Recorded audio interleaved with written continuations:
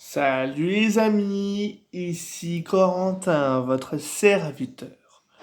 Aujourd'hui les amis, nous allons continuer un concept que j'ai mis en place il y a quelques semaines, la lecture de livres audio. Et je vais vous lire Le médecin malgré lui de Molière, toujours.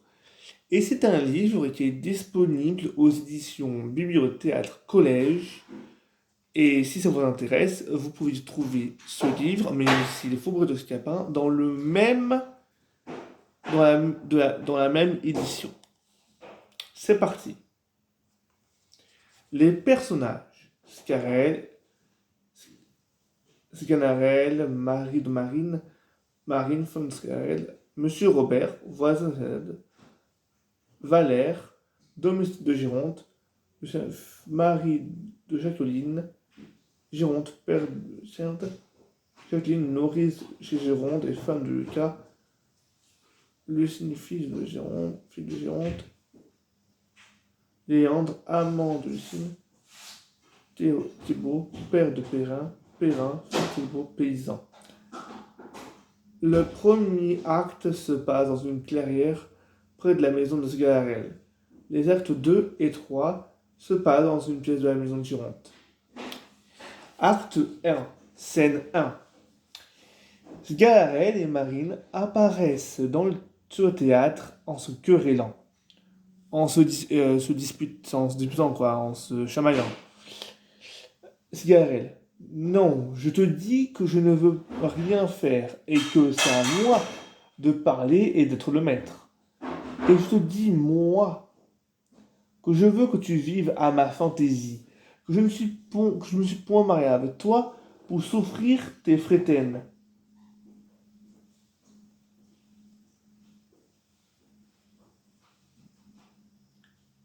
Frétaines, c'est des aides de conduite. Oh, la grande fatigue que d'avoir une femme, qu'Aristote a bien raison quand il dit qu'une femme est pire qu'un démon. Voyez un peu l'habile homme avec son bonnet d'Aristote. Oh, habile homme, trouve-moi un faiseur de fagots, qui sache comme moi raisonner des choses, qui ait servi 6 ans un fameux médecin, et qui ait su, dans son jeune âge, son rudiment par cœur.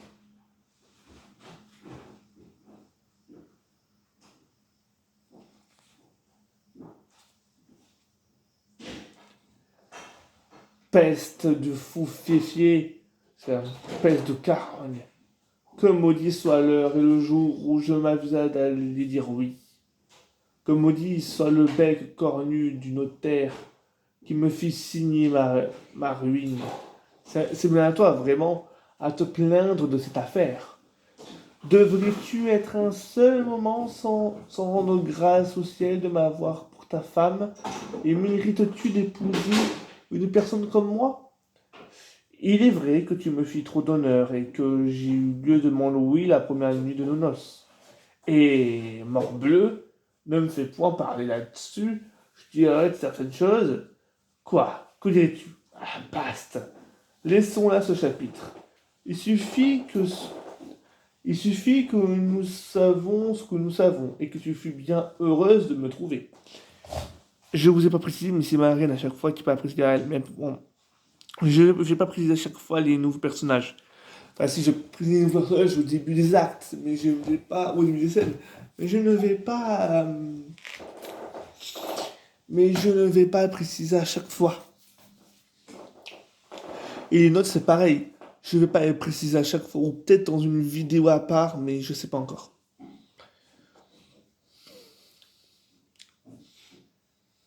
Mais Bast. Attends, Bast.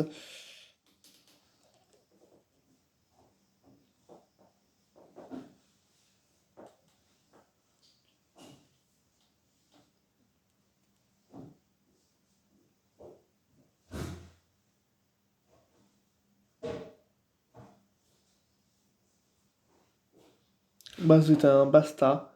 Ça suffit assez.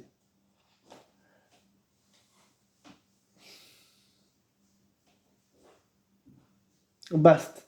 Laissons là ce chapitre. Il suffit que nous savons ce que nous savons, et que tu suis bien heureuse de me trouver. Qu'appellerais-tu bien heureuse de te trouver un homme qui me réduit à l'hôpital, un débauché, un traître qui me mange tout ce que j'ai? Tu as menti, j'en bois une partie, qui me vend pièce à pièce tout ce qui est dans le logis.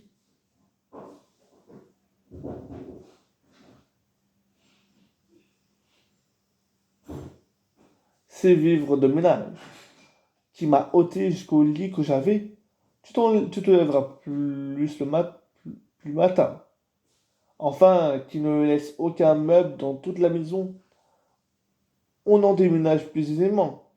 Et qui, du matin jusqu'au soir, ne fait que jouer et que boire? C'est pour ne pas m'ennuyer. Et que veux-tu pendant ce temps que je fasse avec ma famille? Tout ce qui te plaira. J'ai 4 pauvres petits-enfants sur les bras. Mets-les à terre. Qui me demandent à toute heure du pain. Donne-leur le fouet. Quand j'ai bien bu et bien mangé, je veux que tout le monde soit saoul dans ma maison. Mais je veux que tout le monde soit dans ma maison. Et tu prétends, ivrogne, que les choses aillent toujours de même? Ma femme, allons tout doucement, s'il vous plaît.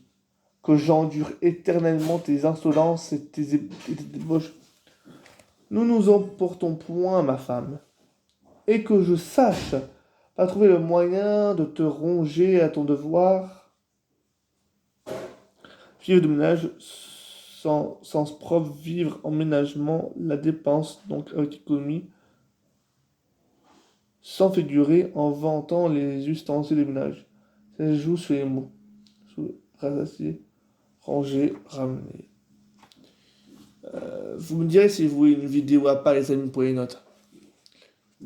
Ma femme, vous savez que je n'ai pas l'âme endurante et que j'ai le bras assez bon. Je me moque de tes menaces. Ma petite femme, mamie, votre peau vous démange à votre ordinaire. Je te montrerai bien ce que je te crains nullement. Ma chère moitié, vous avez envie de me dérober quelque chose? Crois-tu que je m'épouvante de tes paroles? Doux objet de mes voeux, je vous frotterai les oreilles. Ivrogne que tu es, je me battrai. Sac à vin, je vous rosserai. Infâme, je vous éraillerai. Traître, insolent, trompeur, lâchin, coquin, pantard, gueux, bilâtre, fripon, maraud, voleur. Ouais, ma vie, c'est dire mon ami en fait. Je- Donc à votre ordinaire, c'est à votre petite quoi, à votre convenance.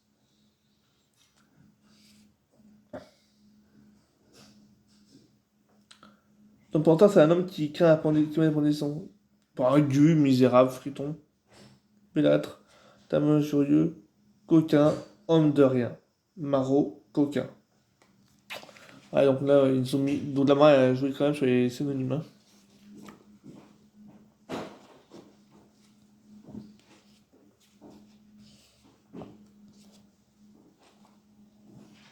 Bon, attends. Scène 2. Monsieur Robert, Cigarelle, Marine. Monsieur Robert. Oh là là là là là.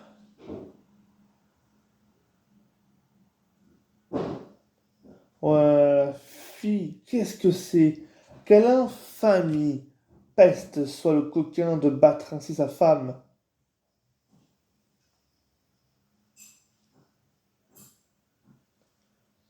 Marine, Marine, les mains sur les côtés, lui parle en faisant reculer. À la fin, elle lui donne un soufflet. Oh, je veux qu'il me batte, moi. Ah, j'y consens de tout mon cœur. De quoi vous mêlez-vous? J'ai tort. Est-ce là votre affaire? Vous avez raison. Voyons un peu cet impertinent qui va empêcher les maris de battre leurs femmes. Je me rétracte. Qu'avez-vous à avoir là-dessus? Rien. Est-ce à vous d'y mettre le nez? Non. Mêlez-vous de vos affaires. Je ne dis plus mot. Il me plaît d'être battu. D'accord. Ce n'est pas bon. Il est vrai. Je vous ferai, je vais vous faire qu'un acte par vidéo, les amis. Sinon, ça va être trop long. Et vous, vous êtes un sot de venir vous fourrer où vous n'avez que faire. Il passe ensuite vers le mari, qui pareil lui parle toujours en le faisant reculer, la frappe à la même bâton. Il le met ensuite. Il dit à la fin, compère, je vous demande pardon de tout mon cœur. Faites rosser, battez comme il faut votre femme. Je vous aiderai si vous voulez. Il me plaît pas à moi. Ah, c'est autre chose. Je la veux battre, si je le veux. Et ne la veux pas, si je ne le veux pas. Fort bien, c'est ma femme et non pas la vôtre. Sans doute, vous n'avez rien à me commander. D'accord, je n'ai que faire de votre aide. Très volontiers. Et vous êtes un impertinent de vous intégrer des affaires d'autrui. Apprenez que Cicéron qui dit qu'entre l'arbre et le doigt, il ne faut point mettre l'écorce. Ensuite, on revient vers sa femme et lui dit en lui passant la main, pressant la main, oh, ça faisant la paix pour paix nous deux. Touche-la. Oui, après m'avoir assez battu. Ça n'est rien, touche. Je ne veux pas. Et non, ma petite femme, point. Allons, te dis-je. Je n'en ferai rien. Viens, viens. Non, non, je vais être en colère. Ah, fille, cette bagatelle. Allons, allons. Laisse-moi là. Touche, te dis-je. Tu m'as trop maltraité. Eh bien, va. Je te demande pardon. Mais là, ta main. Je te pardonne. Dire-toi. Mais tu paieras. Tu es une folle de prendre garde à cela. Ce sont de petites choses qui sont de temps en temps nécessaires dans l'amitié. Et 5 ou 6 coups de bâton entre gens qui s'aiment ne font que rétablir l'affection. Va, je m'en vais au bois, et je te promets aujourd'hui plus d'un cent de fagots.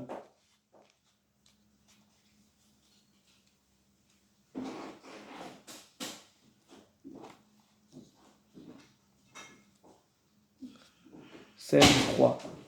Marine seule. Va, quelques minutes que je fasse. Je n'oublie pas mon ressentiment et je brûle en moi-même de trouver les moyens de te punir des coups que tu me donnes. Je sais bien qu'une femme a toujours dans les mains de quoi se venger d'un mari. Mais c'est une position trop délicate pour mon pantard. Je veux une vengeance qui se fasse un peu mieux sentir. Et ce n'est pas contentement pour l'injure que j'ai reçue. Scène 4. Valère, Lucas, Marine. Lucas. Pargaine,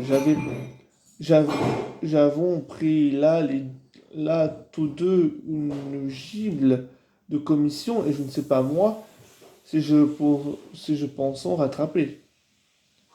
Ah, que veux-tu, mon pauvre nourricier? Il faut bien nourrir à notre maître, et puis nous avons intérêt l'un et l'autre à la santé de sa fille, notre maîtresse. Et sans doute, son mariage différé par sa maladie, nous voudrons quelques récompenses.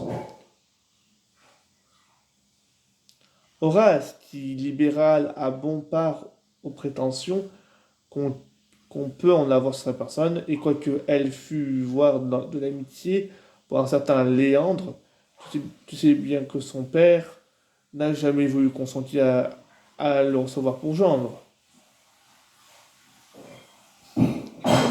Ne puis-je trouver quelques intentions pour me venger? Mais quelle fantaisie s'est-il bouté là dans la tête? Puisque les médecins, ils sont tous perdus leur latin. On en trouve quelquefois, à force de chercher, qu'on ne trouve pas d'abord, et souvent en de simples lieux. Oui, il faut que je me venge, à quelque prix que ce soit. Ces coups de bâton me reviennent au cœur. Je ne les serais désirés, et elle dit tout ceci en rêvant de sorte qu'on ne prenant pas garde à ces deux hommes, elle se heurte, se retournant, et leur dit, ah, messieurs, je vous demande pardon. Je ne vous voyais pas, et cherchez dans ma tête quelque chose qui m'embarrasse. Chacun a ses soins dans le monde. Et nous cherchons aussi que nous vous devrons bien trouver. C'est quelque chose que je puis vous aider. Ça se pourrait faire. Nous cherchons de rencontrer quelques hommes, quelques médecins particuliers qui puissent donner quelques soulagements à la fille de notre maître. Attaquée d'une maladie qui lui a ôté d'un coup l'usage de la langue. Plusieurs médecins ont déjà épuisé toute leur science après elle. Mais on en trouve parfois des gens avec des secrets admirables, des certains remèdes particuliers qui font le plus souvent ce que les autres n'ont pu faire. Et c'est là ce que nous cherchons. Elle dit ses premières lignes bas. Ah, que le ciel m'inspire une admirable invention pour me venger de mon pantard. Oh, vous ne pouvez jamais vous mieux adresser pour rencontrer ce que vous cherchez. Nous avons ici un homme, le plus merveilleux homme du monde, pour une maladie désespérée. Et de grâce, où pouvons-nous le trouver? Vous le trouverez maintenant vers ce petit lieu que voilà, qui s'amuse à couper du bois. Un médecin qui coupe du bois, qui s'amuse à cueillir des simples. Veuillez vous dire. Non, c'est un homme extraordinaire qui se plaît à ce fantasque bizarre, quinteux, et que vous ne prendriez jamais pour ce qu'il est. Il a vécu d'une façon extravagante, affecte quelquefois de paraître ignorant, tient sa science renfermée et ne fut rien tant tous les jours que d'exercer le merveilleux talent qu'il a eu du ciel pour la médecine. C'est une chose admirable que les grands hommes ont toujours du caprice, quelques petits grains de folie mêlés à leur science. La folie de celui-ci est plus grande qu'on ne peut croire, car elle va parfois jusqu'à vouloir être battue pour demeurer d'accord de sa capacité. Et je vous donne avis que vous ne viendrez pas à bout et qu'il n'avouera jamais qu'il est médecin. Si je le mis en fantaisie que vous ne preniez chacun un bâton et ne le réduisiez à force de coups à vous confesser à la fin qu'il vous cachera d'abord. C'est ainsi que nous nous en suçons et que nous avons besoin de lui. Voilà une étrange folie. Il est vrai, mais après cela, vous verrez qu'il fait des merveilles. Comment s'appelle-t-il? Il s'appelle Zgalarel, mais il est aisé à connaître. C'est un homme qui a une large barbe noire et qui porte une fraise avec un habit jaune et vert. Un habit jaune et vert, c'est dans le médecin des perroquets. Mais est-il bien vrai qu'il soit si habile que vous le dites? Comment? C'est un homme qui fait des miracles. Il y a 6 mois qu'une femme fut abandonnée de tous les autres médecins. On l'a tenue morte. Il y a donc 6 heures, et ils l'ont se disposé à l'ensevelir lorsqu'il fit venir de force l'homme dont nous parlons. Il lui a mis en vue une petite goutte et je ne sais quoi dans la bouche. Et de la même instant, elle se leva de son lit et se mit aussitôt à se promener dans sa chambre comme si de rien n'était. Ah, il fallait que ce fût des gouttes d'eau portable. Ça se pourrait être. Il y a pas 3 semaines encore qu'un jeune enfant de 12 ans tomba du haut de clocher en bas et se brisa sur le pavé la tête, les bras et les jambes. On est, on n'y eut pas plutôt amené notre homme qui le frotta par tout le corps d'un certain Logan et qui s'est fait et l'enfant aussitôt soit sur ses pieds et courut jouer à la fossette. Ah, il, f- il faut que cet homme-là ait la médecine universelle. Qui en doute? T'insigner, là justement l'homme qu'il nous faut. Allons vite le chercher.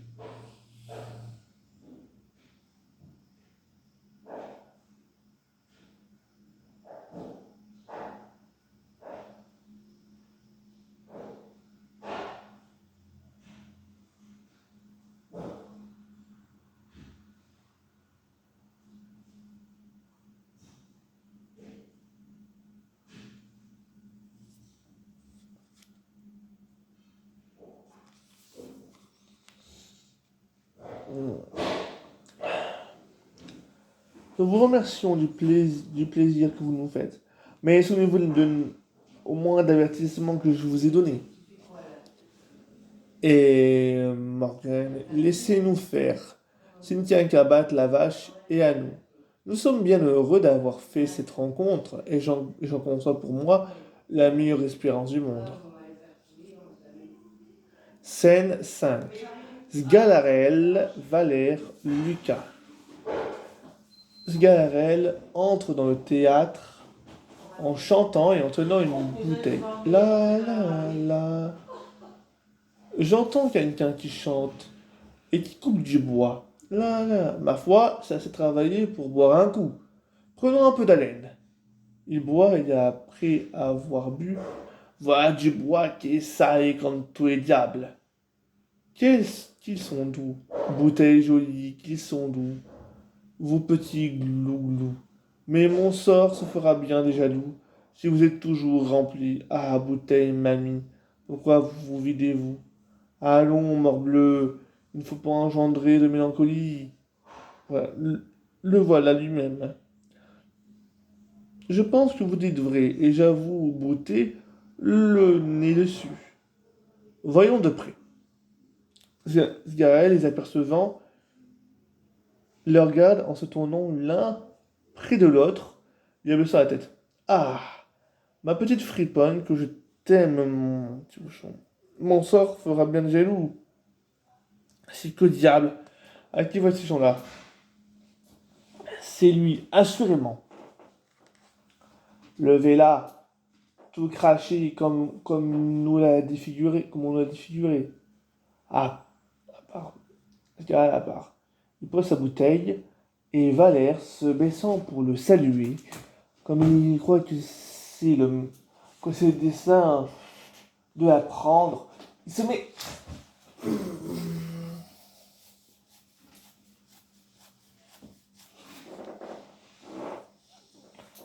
de la prendre. Il se met de l'autre côté. Ensuite de quoi, Lucas fait la même chose et il le prend à la question contre son estomac et divers gestes qui font un grand jeu de théâtre.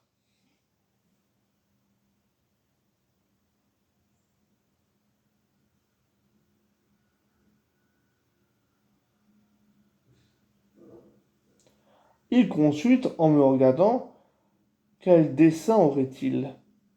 Monsieur, n'êtes-vous pas n'est-ce pas vous qui vous appelez Sgarel?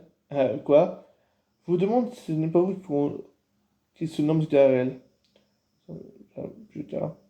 C'est ce nom vers Valérie Péluca. Oh, oui, c'est... Oui et non. Selon ce que, selon, selon ce que vous lui voulez. Nous voulons pas lui faire... nous voulons que lui faire toutes les civilités que nous pourrons. En ce cas, c'est moi qui suis Sgarel. Monsieur, nous sommes ravis de vous voir. Et on nous a adressé à vous pour ce que nous cherchons. Et nous venons implorer votre aide. De nous avoir dont nous avons besoin. C'est quelque chose, messieurs, qui dépend de mon petit gosse. Je suis tout prêt à vous rendre service. Monsieur, c'est trop de grâce que vous nous faites. Mais monsieur, couvrez-vous, s'il vous plaît. Le soleil pourrait vous incommoder. Monsieur, boutez dessus.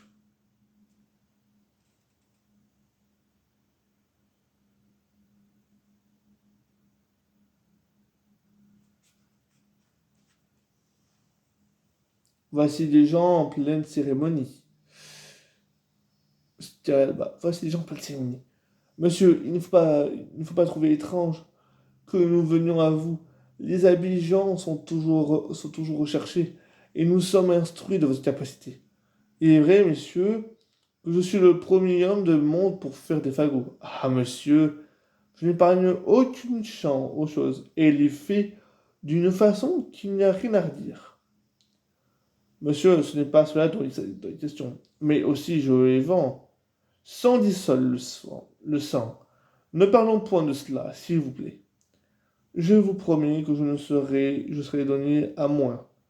Monsieur, nous avons les choses. Si vous, si vous les savez, les choses, vous savez que je les vends cela. Monsieur, c'est moqué que je ne me moque point. Je, n- je n'ai point rien à rabattre. Parlons d'une façon de grâce. De façon de grâce. Vous ne pourrez trouver autre part à moins. Il y a des fagots et fagots, mais pour ce que je fais, et monsieur, laissons là ce discours. Je vous jure, vous n'hésiteriez pas s'il fallait un double. Non, en conscience, vous payerez cela. Je vous parle sincèrement, et je ne suis pas homme à suffire.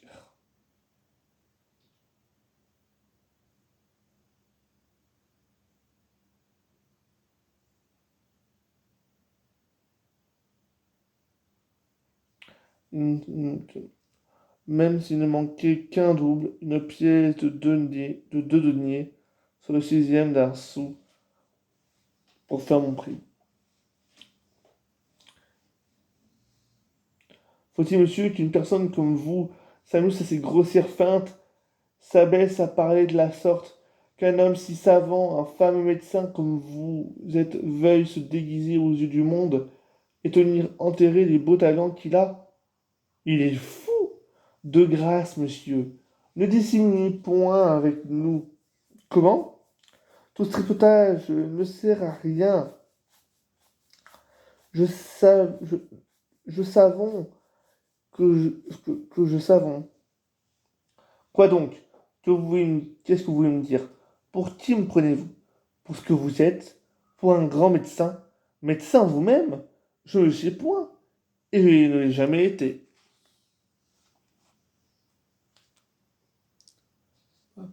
Voilà sa folie qu'il tient.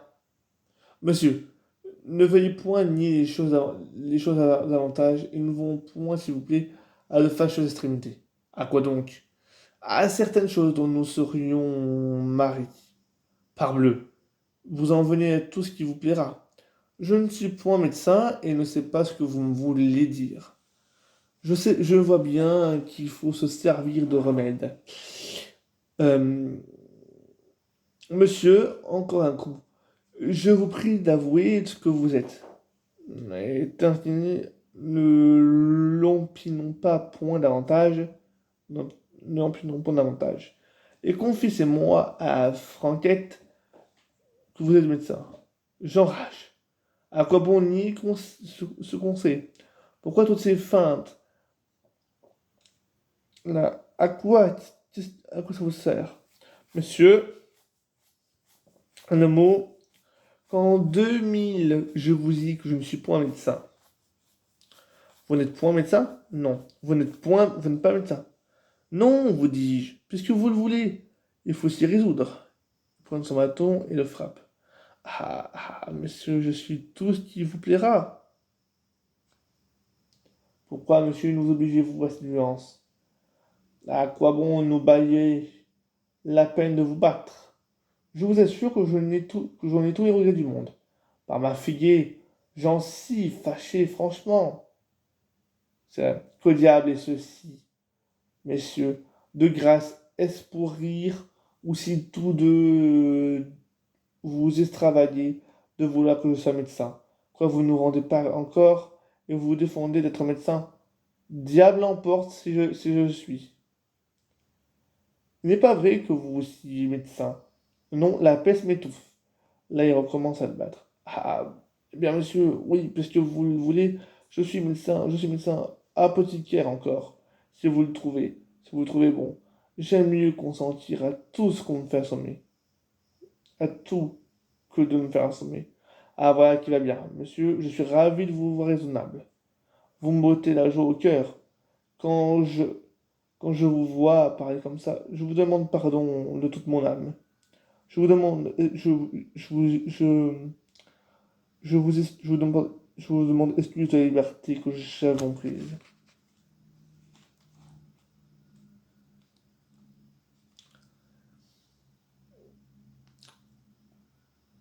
Parce que, ouais, ce serait bien pour moi que de me tromper, je serais devenu médecin sans m'être aperçu. Monsieur, vous repartiez pas de nous montrer ce que vous êtes. Vous serez absolument, vous en serez satisfait. Mais messieurs, dites-moi, où me trompez-vous point vous-même? Est-il bien assuré que je sois médecin? Oui, par ma fille. Tout est bon. Tout de bon. Sans doute. Diable. Diable emporte si je le savais. Comment vous êtes le plus habile homme du médecin du monde? Ah ah. Un médecin qui a guéri je ne sais combien de malades. M'a dit, tue Dieu! Une femme était tenue pour morte il y a 6 heures. Elle était prête à être ensevelie. Lorsqu'avec une goutte de quelque chose, vous l'avez fait revenir et marcher d'abord par la chambre. Peste. Un petit enfant de 12 ans se laisse asseoir du haut d'un clocher, de quoi il eut la tête, les jambes et les bras cassés. Et vous, avec je ne sais quel arrogant, vous faites qu'aussitôt il se relevait sur ses pieds et se fut à diantre. Enfin, monsieur, vous aurez contentement avec nous et vous gagnerez ce que vous voudrez, en vous laissant conduire où nous prétendons vous emmener. Je gagnerai ce que je voudrais, oui. Ah, je suis médecin, sans contredit. Je l'avais oublié, mais je m'en ressouviens. De quoi est-il question?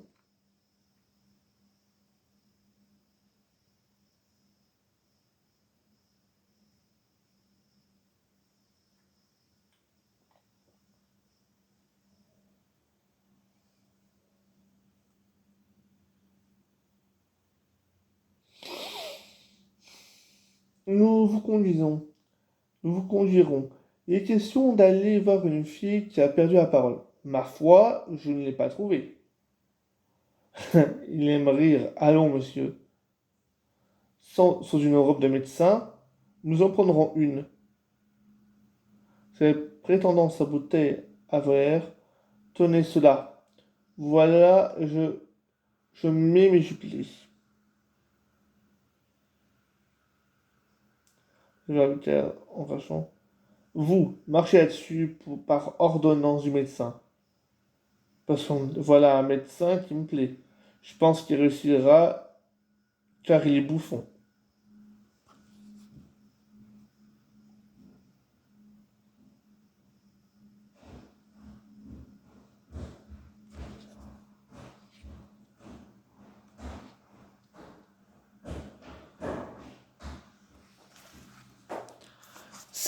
C'est la fin de l'acte 1.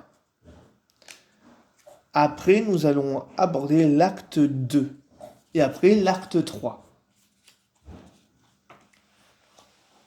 Je préfère faire en plusieurs actes, les amis, car j'ai pas envie de trop vous incommoder.